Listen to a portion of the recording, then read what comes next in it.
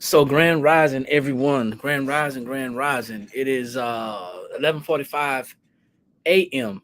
on the East Coast. 11:45 a.m. on the East Coast, and my name is Eric. I am coming in from the Blank Spot Training Academy. This is a platform that talks about business beyond just what you do to make money. Business beyond crafting, specifically because we have a lot of crafters in our network. Lots of other different business owners as well, but I wanted to have this conversation with you in hopes that it would provoke some type of thought and give you something to think about, thinking outside of the box. This is not our traditional conversation that we have on Mondays and Fridays, but we do come on every Monday and Friday at 9 a.m. Eastern Standard Time talking about business beyond craft, and that's a new series that we created, and we are excited about that. So guys, if you are not on the YouTube right now, you can actually go to the YouTube channel and watch this at a later date. It's going to be a replay on YouTube. um, the YouTube channel is The Blanks Spot. The Blanks Spot. That's TheBlanksSpot. And I am currently broadcasting from my new area. Trying to get used to this, man. Trying to get used to this. So you see that? You can see that? Cool. The topic: signs that it is time to pivot.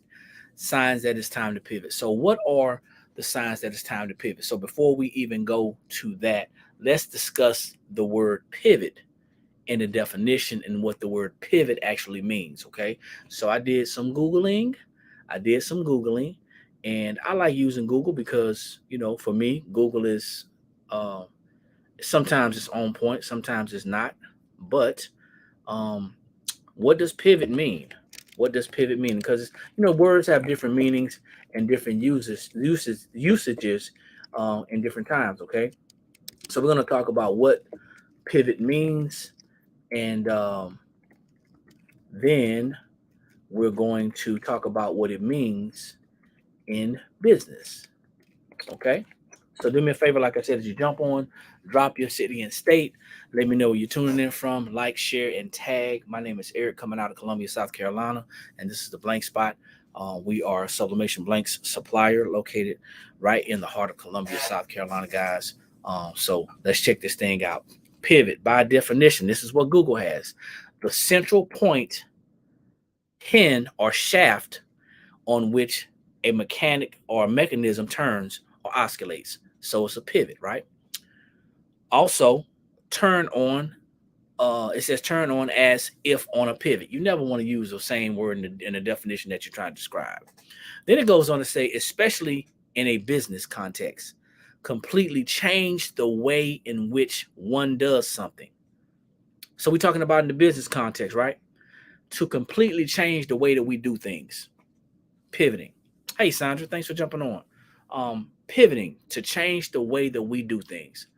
When is it time to pivot? How do we know when it's time to pivot? Let's talk about that. Okay. There's lots of different signs that are out there, lots of different things that show us that to pivot. However, are we paying attention to the signs? Lots of things. So I did my little research. I went on and I checked out a couple of websites, but I got some things that I'm going to be writing on the board so you guys can see. Okay. And once again, if you're not on YouTube, you can go back and watch this video at a later time.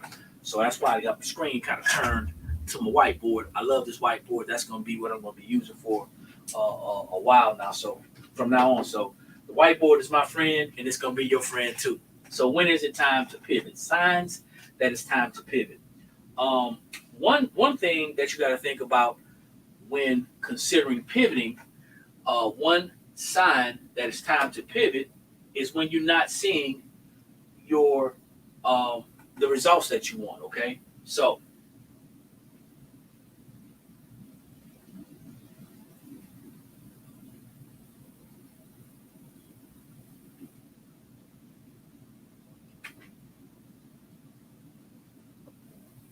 that you predicted. When you're not seeing the results that you predicted, and you want to give it some time. Okay. Okay, you got to think about when it's time to pivot. A lot of people don't continue to do the same thing for enough or long enough in order to actually see some type of change. You got to be realistic. So realistically speaking, as you're in your business, you have to ask yourself a couple of different questions. First off, and I always talk about this, guys, it never changes and it won't change. Why did I get started? Why did I get started? That's going to determine how you conduct business. Once you determine why you got started in the first place, now you want to give yourself a certain timeline, and it has to be based on some research that you have done. So hopefully you did your market research. Hopefully you looked at your local area. Hopefully you looked at what's going on globally about, with the product or service that you provide. Hopefully you looked at that and you took that into consideration and you said, hey, you know what? I am going to give myself this much time. It's expected that if I use this strategy, this marketing strategy, this sales tactic, if I make this item, if I provide this service in this area, if I target these people, if I do the things I'm supposed to do, I should see this much growth. I planted a seed, I started a business, I have a product and or a service, and I expect to see this much growth. Now I need y'all to understand something. Growth does not necessarily mean revenue. Growth doesn't always mean money. Okay? Growth does not always mean money. Sometimes growth can be education. Sometimes growth can be networking or spreading the word about your product. Sometimes growth can be something completely different from just how many sales you got. So when you're not seeing the results that you predicted, you want to give yourself a certain amount of time. There's customers that come in here on a regular basis that are in a mental distress position because they're saying, hey, you know what? It ain't moving fast enough.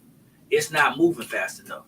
And you got to give yourself a certain amount of time, especially in business. If you're starting a business from scratch,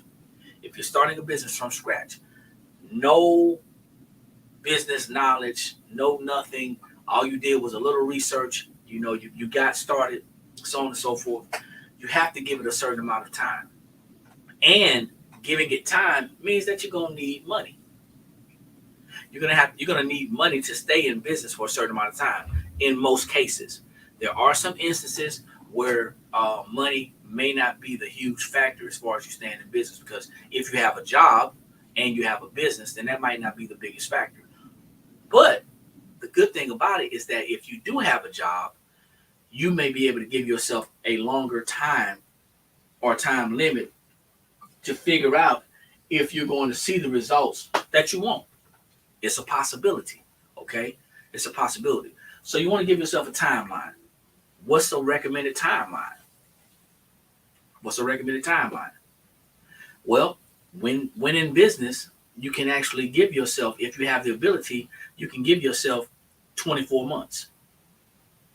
But within those 24 months, you want to give yourself objectives. You want to give yourself objectives that you can set to obtain certain goals, and then you want to celebrate your milestones, because as you get closer to your goals by accomplishing your objectives, then you'll be able to see where you are.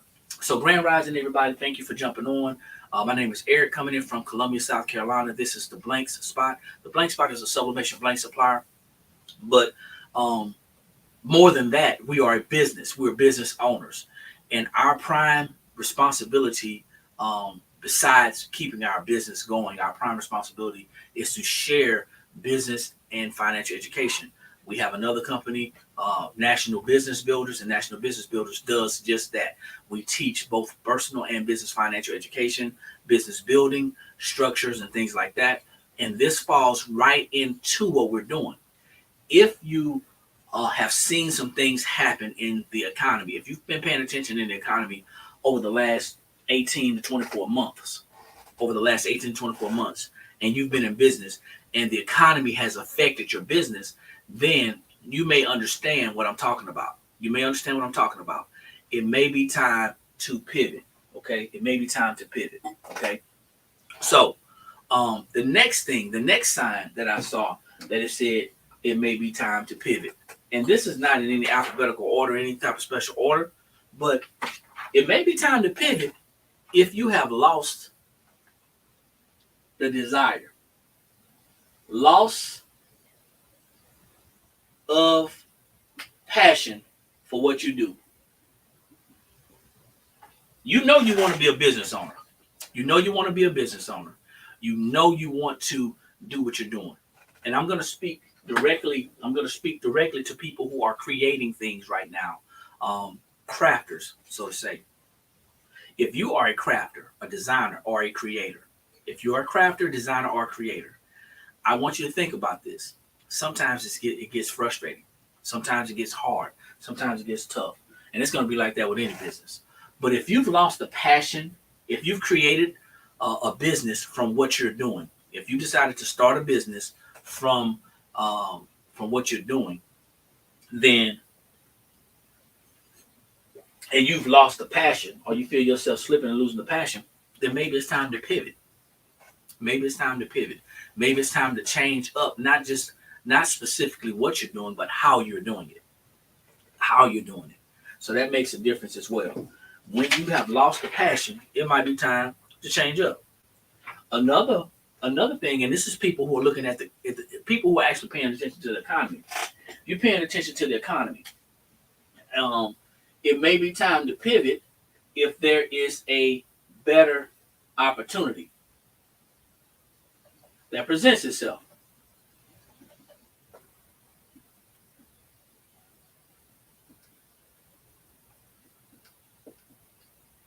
If there's a better opportunity for you in your business, it may be time to pivot. Once again, I always ask the question, why is it that you got started in the first place? A lot of people can't tell you. Most people can tell you that they got started because they wanted to make this. This is what they wanted. Their whole reason for getting started was for this. If this is the reason why you're getting started, then you won't even recognize a better opportunity. Honestly, if you only got started just for money, you may not recognize a better opportunity. But you have to think about it. If your business isn't going the way that you want it to go, it may be time to switch directions. It may be time to add some special sauce to what you're doing. It may be time to pivot. And just so you know, pivoting is changing the way that you do business, the changing the things that you do and the way that you do business, changing how you approach or attract customers, changing how you share your products and your services, changing how you present yourself and present them, pivoting, okay? You got to pivot. It's important to be able to pivot because if you're set in your ways in business and you have a short sight or you're just very, very nearsighted or short-sighted, you won't see the opportunity or begin to see the benefits of pivoting, okay? There's a couple other things. I don't like a couple of these things because some of these things are not going to pertain to somebody who is new to business. Somebody who's new to business, they're going to have some patience.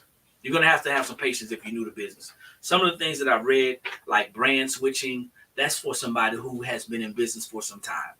That is another reason why you would pivot. Signs that it's time to pivot. If you want to switch your brand, if you see the market is going a different direction. Also, talking about failing metrics, your return on your investment. If your return on your investment is not getting you the same return or close to the same return as it was giving you in the previous times, then it may be time to pivot. Somebody who's new to business, they have ideas and they have expectations, but many people don't know who are new to business what to expect, okay? What to expect. Also, the unsatisfactory growth rate. That also goes back to somebody who's been in business for some time.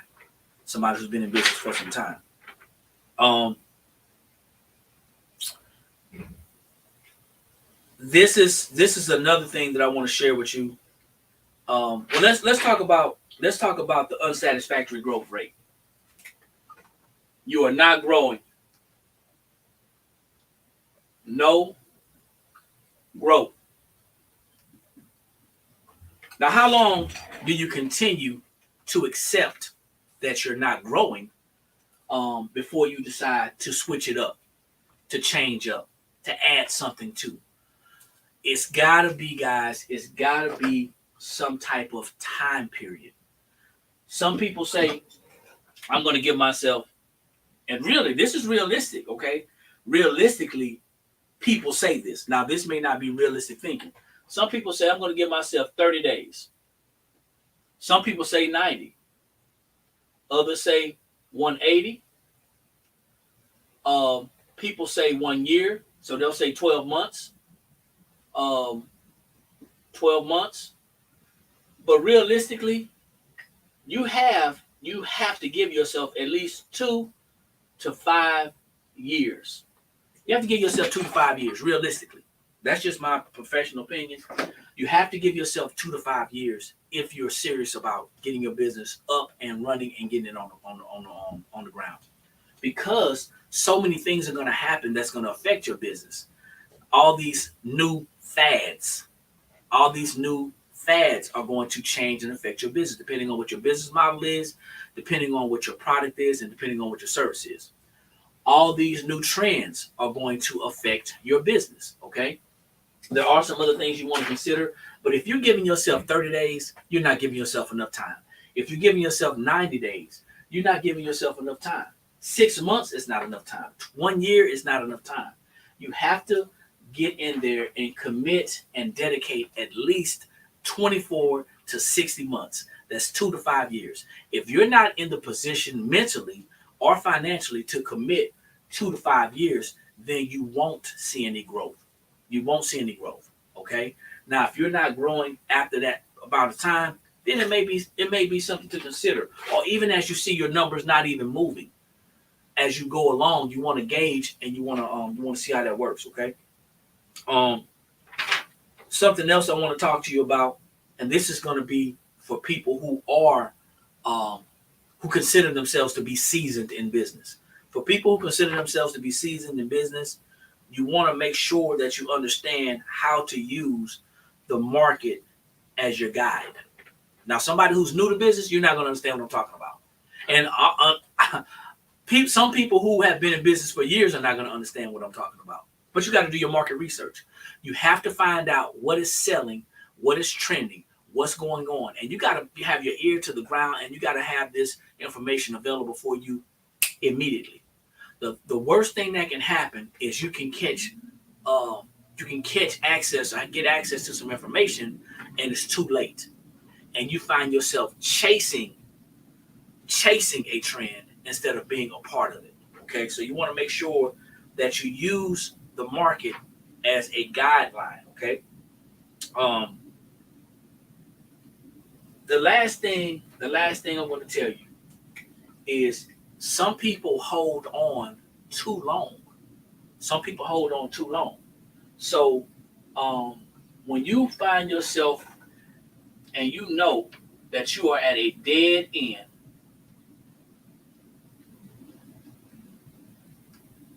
it's time to change up. You find yourself at a dead end, it is time to switch up. Why do I say it like that, at a dead end? I've seen people in this industry, in the short amount of time that I've been here in this industry, in the crafting industry, get equipment. They acquire equipment. They purchase, they buy, they invest in equipment. And they either they never learn how to maintain the equipment.